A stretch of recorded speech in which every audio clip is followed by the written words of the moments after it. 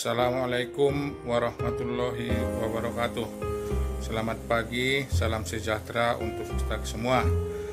Pada anak-anakku sekalian, pada pagi hari ini kita menjelaskan tentang materi sistem komputer.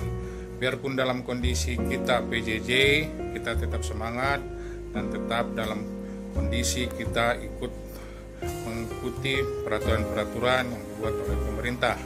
Tetap kita semangat dan juga tetap mengikuti pembelajaran ini. Dan terima kasih. Assalamualaikum warahmatullahi wabarakatuh. Salam sejahtera untuk kita semua. Pada kesempatan pagi hari ini kami menjelaskan terhadap pengenalan sistem komputer. Pengenalan sistem komputer, ya, di sini kita jelaskan terhadap sistem komputer yang ada dalam tiap komponen-komponennya. Sistem komputer adalah terdiri dari perangkat keras, perangkat lunak, dan juga ada perangkat brainware atau manusianya. Perangkat keras dan perangkat lunak harus bekerja bersama-sama membentuk suatu sistem, yaitu sistem komputernya. Jadi kalau mau jalan komputernya berarti harus ada perangkat keras dan perangkat lunaknya.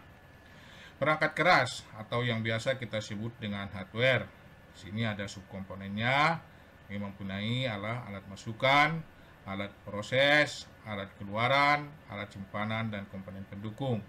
Tapi yang jelas di sini harus ada 3 poin yang harus kita siapkan, yaitu input device, proses device, sama output device. Samping itu ada tambahan-tambahan termasuk yaitu storage. Alat proses di sini yang penting adalah untuk bisa melakukan kegiatan-kegiatan daripada komputer tersebut, ya, untuk mengeksekusi, ya, itu bisa melalui alat masukan yang nantinya akan diperoleh hasil output. Alat proses terdiri dari CPU, main memori, dan input output.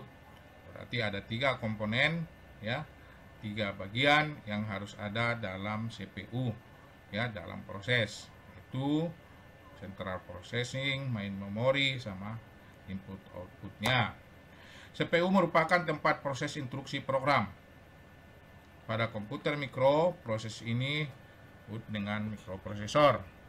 CPU terdiri dari unit kendali, aritmatika, alat penyimpan ukuran, dan register. Memori utama. Memori yang ada di setiap komputer terdiri dari random access memory atau RAM serta read only memory atau ROM. RAM digunakan untuk menyimpan program dan data yang diproses oleh CPU. Read only memory hanya dapat dibaca saja dan tidak dapat diisi, dan biasanya ROM ini adalah yang dikeluarkan oleh pabrik. Alat keluaran. Di sini alat keluaran atau yang disebut dengan output kita golongkan ke dalam 3 bentuk. 1 tulisan berupa huruf, angka, ya, simbol-simbol. Baru yang kedua adalah image, berupa gambar atau grafik. Yang ketiga suara, ya, bisa berupa musik atau omongan. Alat keluaran berbentuk hard copy dan soft copy. Hard copy device merupakan alat keluaran yang digunakan untuk mencetak tulisan, grafik, gambar pada media cetak.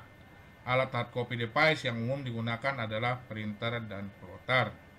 Jenis-jenis printer, dot matrix, inkjet printer, dan laser. Plotter, alat cetak yang mempunyai kemampuan mencetak dengan baik, biasanya menggunakan pen plotter. Biasanya plotter ini adalah mesin yang besar untuk mencetak spanduk, ya. Soft copy device merupakan alat menampilkan tulisan, image, suara, ya, berupa soft atau lunak. Contohnya di sini adalah monitor dan speaker. Monitor dan speaker. Monitor di sini adalah monitor yang model zaman dahulu, ada CRT, yaitu cathode ray tube, dan yang kedua adalah monitor yang sekarang disebut dengan flat atau monitor layar datar. Kedua, di situ ada speaker. Biasa kita gunakan untuk menambah supaya suara daripada apa yang dihasilkan oleh komputer tersebut kedengaran dengan jelas. Alat simpan luar, external memory, suatu tempat atau sarana yang digunakan komputer untuk menyimpan di luar daripada komputer itu sendiri. Dengan demikian, external memory hampir sama dengan memori, cuma bedanya dia ada di luar daripada CPU-nya. Data yang simpan dalam external memory bersifat tetap, tidak akan hilang dan tidak ada listrik mengalirinya. Media yang digunakan misalnya berupa magnetik, ya, dan sekarang banyak kita gunakan untuk external memory. Ya, sini ada floppy disk, ada hard disk, ada CD, DVD, magnetic tape, dan ada flash disk USB. Ya, floppy disk, cakram lius disket, ya, sebuah perangkat penyimpan data dari sebuah medium. Ini yang model lama, sekarang mungkin agak jarang orang memakainya, berbentuk plastik. Media yang dulu floppy drive. Sini ada dua macam, yang floppy 525 dan floppy 144. Tapi sekarang sudah jarang dipakai. Hard disk, nah, di sini ada hard disk juga yang digunakan untuk menyimpan file system. Sering digunakan adalah ATA, SATA, dan Small Computer System, ya, SCSD. ATA dan SATA biasanya untuk server. Perhitungan besar kapasitas hard disk. Nah, ini untuk hard disknya, tapi sekarang sudah sampai kepada gigabit sampai kepada terabit. Contoh 1 giga 1024, ya, 1 kilobyte 1024 byte. Berarti kalau dia 298 gigabit itu hampir sama dengan 320 miliar gigabytes. Compact disk atau CD, ini yang banyak dulu digunakan untuk menyimpan data, ya, jaringan optikal yang digunakan untuk menyimpan data secara digital. Teknologi cakram diadopsi untuk digunakan penyimpan data yang dikenal dengan CD-ROM, media yang dapat ditulis sekalipun berulang-ulang. Itu ada, kita ketahui, CD-R drive dan CD-RW drive. Bedanya kalau CD-RW drive bisa kita tulis lagi. DVD ini adalah yang lebih bagus dibandingkan dengan CD. DVD suboptik yang untuk datanya bisa diperoleh kualitas lebih bagus, ya, dan datanya juga bisa lebih banyak kita masukkan, ya. DVD ini ada juga DVD-R dan DVD-RW, ya, hanya kita gunakan.